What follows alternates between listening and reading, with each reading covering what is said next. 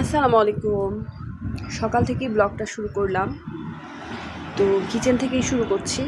এটা হচ্ছে আমার প্রিয় জোজো।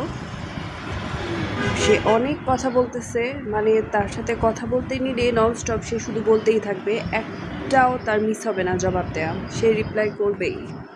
তো আমিও কথা বলছি, সেও কথা বলছে, জবাব দিচ্ছে।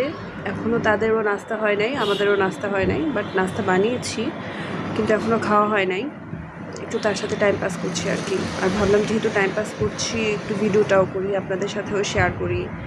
তারপর আমি চুলার মধ্যে ডালও বসিয়ে দিয়েছি, আর নয়তো সকালবেলায় যদি কাজ শুরু না করি তাহলে অনেক দেরি হয়ে যায়।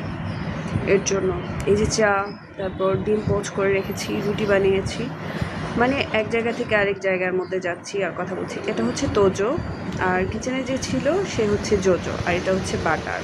তাদের দুইজনের ছোট, মানে তাদের বেবি বলতে পারেন। এটা হচ্ছে বাটার, তার এখনও ঘুম ভাঙে নাই, জানি না কেন। আজকে রাতেও অনেকক্ষণ ঘুমাইছে, এখনও সে ঘুমাচ্ছে।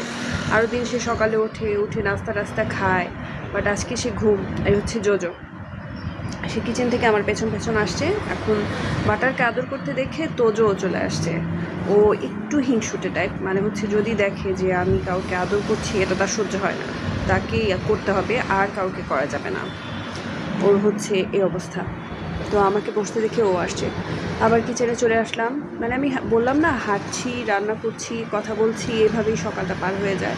কীভাবে যেন দিন চলে যায়। তো আজকে রান্না করছিলাম আলু দিয়ে, টমেটো দিয়ে বড় তেলাপিয়া মাছ। আলু দিয়ে টমেটো দিয়ে তরকারি আমার ঘরে সবাই পছন্দ করে, এর জন্যই মানে একটু বেশি করেই করি, আর একবারে দুই বেলাটা করে ফেলি। আর এই তো, এই আর কি।